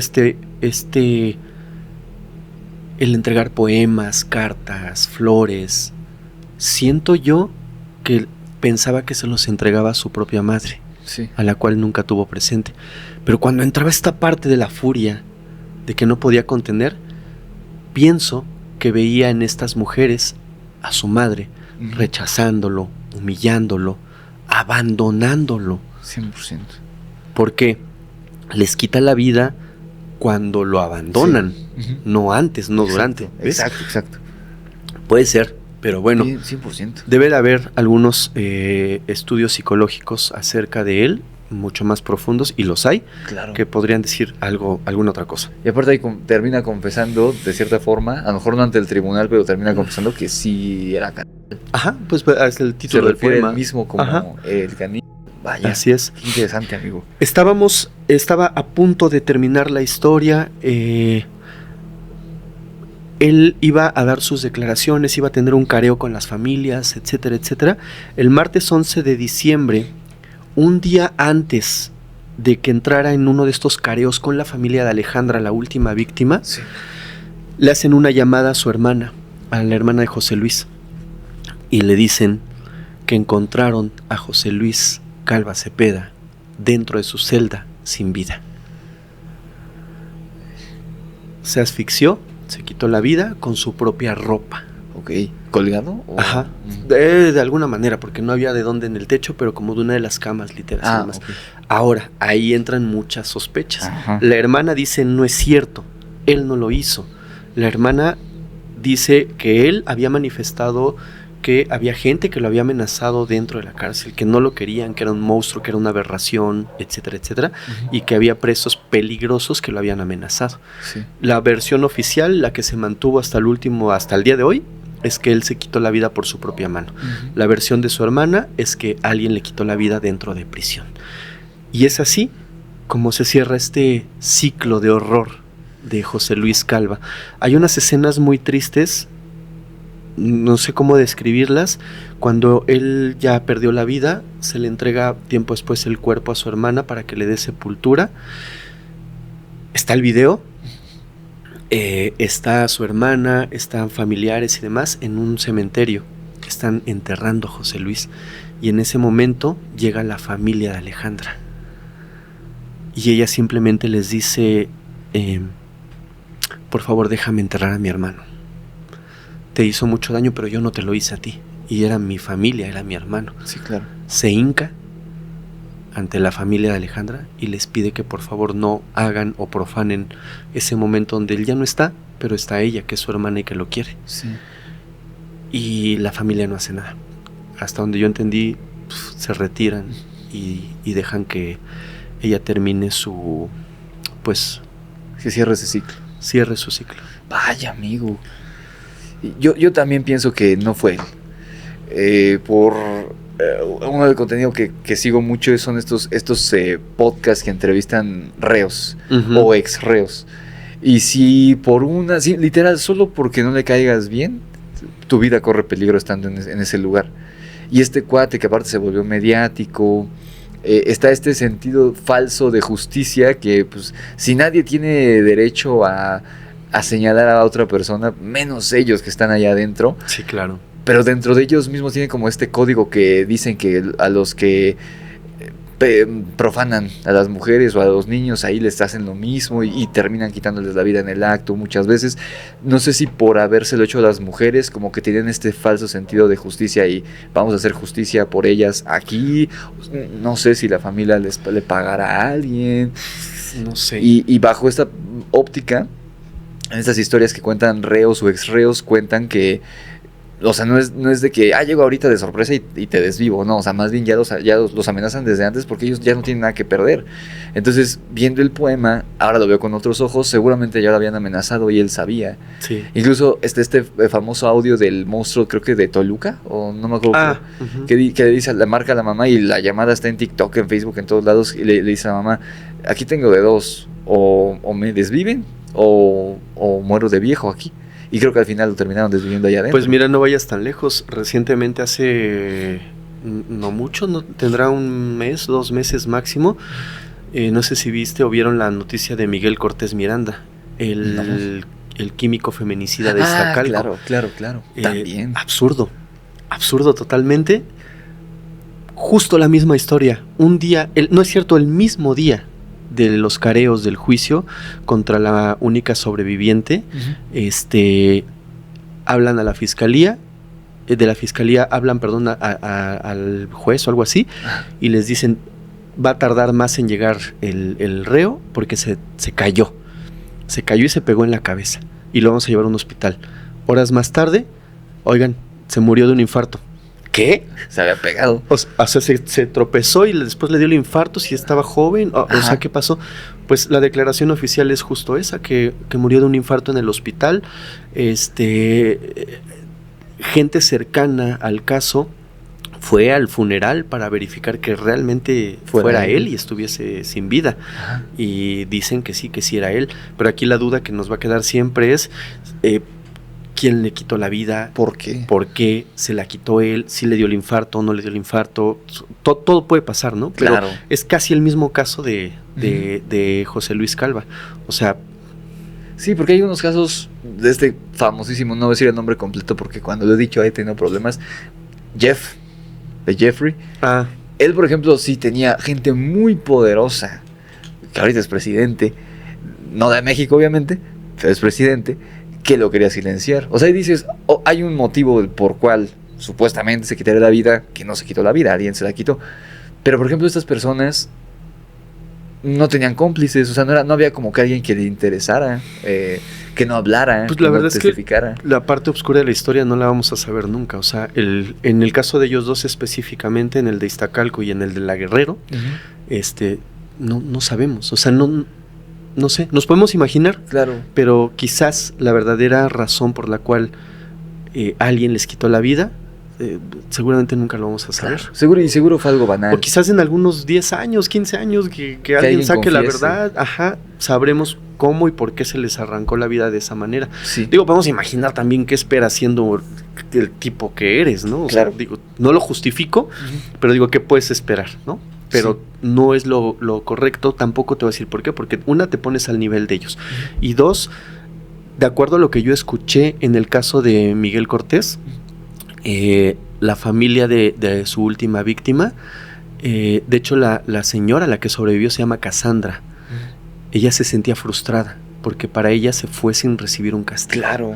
Entonces no es un cierre. No. O sea, ellos querían verlo castigado, querían verlo purgar una sentencia, querían verlo en una celda de por vida sufriendo, y no pasó. Se tomó el camino más fácil. Exacto. Y perdió la vida. No es para ellos un consuelo, no, para nada. Porque hay gente que dice, bueno, lo pagaré en la otra vida. Pero es que el problema es que no nos consta que hay otra vida. No nos consta que hay un infierno, que hay un cielo o que hay un purgatorio. Entonces, lo hiciste aquí, lo pagas acá. Exactamente, amigo. Híjole. O sea, antes de concluir, yo te preguntaría, ¿tú qué piensas en específico del de La Guerrero? ¿Qué piensas de él? ¿Lo ves como víctima, como victimario? ¿Qué opinas de su final? No lo veo como... Mira, es muy difícil la pregunta, porque en alguna etapa de su vida fue una víctima. Pero, ojo, sí es lamentable la situación que vivió durante niño, durante joven y a lo que se enfrentó, pero eso no justifica absolutamente nada los actos tan atroces que hizo. Le destrozó la vida a varias familias. Nada lo justifica. Hay gente que vive cosas peores y lo sobrelleva. Afortunadamente salen adelante. Así es. Y se vuelven una buena persona, pero porque es gente que decide romper esa cadena, romper ese patrón y dicen, yo no voy a hacer el mismo daño que me hicieron a mí. Sí. Voy a romper, aquí se acabó este patrón. Y él tuvo la decisión en sus manos y no lo hizo. Sí, no puedo decir que fue una víctima, tuvo una infancia difícil, sí, pero tendría que haberse hecho responsable de los actos que cometió. Claro, 100%. Entonces, no lo veo como una víctima, quizás en su etapa inicial, en su infancia, pero en cuanto empieza a cometer estos actos, se volvió un monstruo. Así es, amigo. Totalmente. Yo estoy completamente de acuerdo contigo. Hay gente que dice, o sea, que justifican a esta gente, a ladrones o lo que sea, o desvividores que dicen, es que les falló el sistema. O sea, que el sistema social les falló a ellos. Pero no es cierto, porque como dices, de hecho, el primer libro que publiqué, Demonios de Luna Llena, no solo es una historia de hombres lobo, o sea, es una alegoría a eso. Esa historia, si no han leído el libro, si ya lo leyeron, pues ya saben a qué me refiero. Es una historia que usa como metáfora el ataque de un sacerdote, que es un licántropo, a un niño huérfano, como alegoría de un abuso al niño, y la licantropía es una metáfora de cualquier enfermedad o del mismo miedo derivado del abuso que le pasa él al niño. Y al final de la historia, pequeño spoiler si no han leído el libro, él crece para convertirse en un anciano, una buena persona que tuvo a su familia, a sus hijos, a sus nietos, y muere en paz, de viejo, y no le hizo daño a nadie, bajo la alegoría esta de que la licantropía es algo que cargó desde que es atacado por el sacerdote. Estigma que cargó desde niño, pero decidió romper las cadenas. Exactamente, o sea, él pudo haber sido lo mismo, el mismo monstruo que fue, porque a fin de cuentas, Cepeda, José Luis, se convirtió, como dices, o sea, lo abusó el amigo de su hermano, y al final él hizo lo mismo a la niña, a la hija de la señora que hacía la limpieza en su casa, y después a estas otras mujeres, y a lo mejor no sé si buscaba replicar lo que le hacía la mamá a él con las parejas posteriormente, cuando era adulto. Y lo que me parece así, que me vuela la cabeza, claro que tiene que ver el contexto socioeconómico, porque tristemente, nos lo dirá algún psicólogo o algún criminólogo, que influye mucho, y la mayoría de criminales de este tipo, lo vimos ahorita con Jack el Destripador que platicamos, son familias rotas, familias que viven en zonas marginales, familias que derivada de la pobreza muchas veces vienen las adicciones, una educación muchas veces machista, arcaica, y por lo que dices, pues él vivía en una familia a lo mejor no acomodada, pero se defendían. Y a final de cuentas, lo que deriva, el famoso efecto mariposa, si el papá no hubiera fallecido, porque ni siquiera fue como que, porque hubiera cierta poesía en que al papá lo hubiera desvivido un delincuente o algo así, y no, el papá murió de causas naturales, o sea, fue la vida. Y si cambias ese elemento de la historia, si el papá no hubiera muerto, tal vez la historia hubiera sido completamente diferente. Y ahí viene, no que tenga la culpa, pero lo que desencadena todo es el reaccionar de la madre a la pérdida del padre. Él cómo busca, porque no buscó de manera sana otra pareja, él buscaba un sustituto del papá y nunca lo encontró. Y lejos de eso encontró personas horribles que intentaron abusar de sus hijos. Ella también cometió el terrible error de poner a este tipo, que seguramente no terminó casada con él ni nada, por encima de sus hijos. Y de ahí se desencadena todo lo de José Luis, porque tanto el hermano como la hermana, por lo que dice, son personas funcionales de la sociedad. O sea, él decidió, bajo una cadena de eventos desafortunados, que cae en la calle, luego cae en el anexo, quién sabe qué habrá vivido, qué le habrán hecho, si sufrió otros abusos en la calle o en el anexo, y de ahí lo replica hasta llevarlo a la extrema potencia que fue ya el asesinato, ¿no? Entonces, yo conocía las bases de esta historia por un documental que vi de cierta televisora mexicana que está en YouTube, y te digo que me vino a la cabeza después de 10 años de que vi ese documental, que bueno, ya tenía muchos años cuando yo lo vi, pero a raíz de que esta persona me platicó el lugar donde vive, dije, como que lo reviví y coincidió con el llamado de ustedes de, oye, vamos a grabar algo. Ajá. Y justo traía yo una cabeza a este personaje y dije, pues vamos a grabar de esto, va a estar interesante. Así que te agradezco muchísimo, amigo. No, hombre, al contrario. Que nos hayas contado los detalles, esta historia personal que no van a encontrar en ningún documental, en ningún libro, porque Fermex lo vivió de mano propia, él vio con sus ojos los poemas de las fotografías del libro.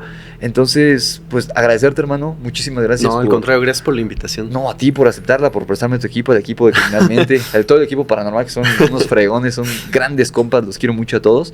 Contigo había tenido el gusto de platicar, pero nunca de grabar. Sí, no habíamos hecho nada juntos. Estuvo padrísimo. Qué bueno que te gustó. No, hermano, gracias. Y también, ojalá el de Jack también haya quedado padre. Sí, quedó. Gracias, hermano. Y pues nada, antes de despedirnos, ¿en dónde? Recuérdanos, por favor, tus redes y dónde Bueno, pueden si escucharte. me quieren seguir a mí me encuentran en Instagram como @fermex22. Ujú. Pero en YouTube nos encuentran como Criminalmente. Ahí van a encontrar el blog, el blog es como esto que te acabo de platicar, Ok. ¿sabes? Desde principio hasta fin, la vida de algún criminal. Ujú. Y el formato de entrevista, que es con un invitado donde nos platica, nos cuenta alguna historia o algo así súper interesante de crímenes. Perfecto. Y en Instagram y en Facebook nos encuentran como podcast.criminalmente en ambos. Perfecto, Ahí hermano. échenle un ojito, les va a gustar.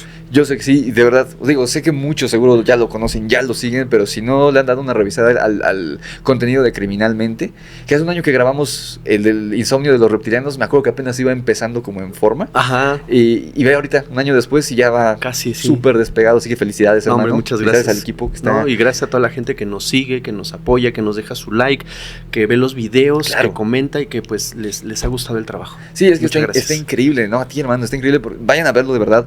Hay desde casos como el que platicamos hoy, que no es tan reciente, pero, o sea, he visto que han tocado temas de Alex Marín, que platicamos ahorita fuera del aire, que acaba de ocurrir. Creo que también tocaron los del Fofo cuando ocurrió. Sí, con C4 Jiménez. El de, yo tenía ganas, pero no sabía si había mucha información. El de esta chica, se me fue el nombre, la de Guadalajara. Valeria Márquez, creo que se llama. Sí, Valeria Márquez. Ajá. Ese también, Sí, ese caso a mí lo hicimos en un en vivo. ese, o sea, yo quería platicar de eso, pero dije, hay muy poca información todavía. Mira, entonces... hay un capítulo que quiero recomendarles mucho. Sí, claro. Acabo de grabar con una gran personalidad, una reportera a nivel internacional que tiene en su haber más de 10 libros. Ok. Es Anabel Hernández. Mujeraza.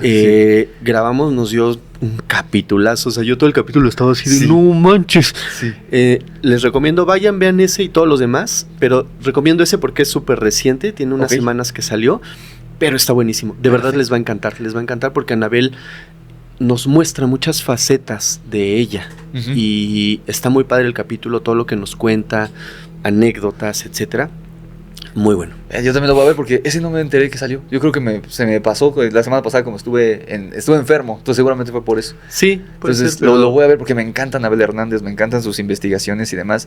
Yo siempre les digo aquí a mis suscriptores que este canal, el objetivo del Grimorio de Rix es que se olviden de estos terrores, de los reales, les digo yo. No porque los otros no existan, pero esto es más posible que te haga daño, sobre todo viviendo en México. Claro.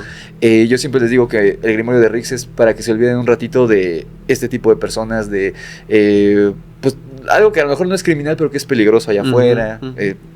Pero en esta ocasión hablamos de un terror que sé que a más de uno nos va a dar paranoia ahorita que salgamos a la calle, sobre todo si vivimos en Ciudad de México, porque son rumbos muy conocidos que a lo mejor muchos de nosotros frecuentamos. Sí. Y imaginarte que tu vecino pueda ser uno de estos tipos, No, qué horror. eso sí es terror, que sí te respira en la nuca, literalmente. Porque, digo, no sé qué, yo en mis 27 años de vida no he visto un nahual, una bruja, no digo que no existan, pero yo no me he topado con ellos. Ajá. Pero este cuate, a lo mejor, digo, no con él, pero a lo mejor con otro más reciente me he topado en la calle, o ustedes. Sí. Entonces es un terror. Desgraciadamente sí puede ser. Estadísticamente ya somos tantos y está tan mal la situación social que es muy probable, pero des una vuelta por el contenido de Criminalmente, que de verdad está increíble. Y si a ustedes les interesa que volvamos a tocar estos temas, pues ahí veo yo cómo me rifo con el algoritmo y volvemos a tocar estos temas. Ojalá Fermex esté de Claro vuelta que sí. en alguna ocasión, porque Cuando gusten. gracias, hermano, porque son temas, ahí buscaremos un tema que les hiele la sangre. Y pues nada, hermano, de nuevo muchas gracias. No, hombre, al contrario. Vayan a seguirlo. Vieron en pantalla ahorita las redes de Fermex, de Criminalmente. Las mías las encuentran en la descripción. Mi Instagram, Facebook, Spotify. Y los links a mis libros, si les interesa comprarlos, no son solo historias de terror, pues tienen cierta crítica, sobre todo a México, que es donde vivo yo y donde he crecido. Entonces, pues, así como Demonios de Luna Llena es una crítica al abuso de los sacerdotes a los niños y demás, La Orden de Camazotz es un poco una crítica a la gente en el poder, que se sabe que muchos practican pues brujería y todas estas cosas oscuras, que realizan cosas impunemente. Mexicántropos contra vampiros también por ahí tiene que ver un poco con la colonización de México y cómo los que están en el poder ni siquiera, en el verdadero poder ni siquiera son mexicanos. Entonces, pues, si les interesa, ahí está. Los links en la descripción están en Amazon, con entregas a todo el mundo. Y like, suscríbanse, ya saben todo. Campanita, todo lo que ya se saben. Y pues nada, hermano, muchísimas gracias. Gracias a ustedes y un saludo a toda tu comunidad. Gracias, hermano, y nos vemos, nos escuchamos en la oscuridad.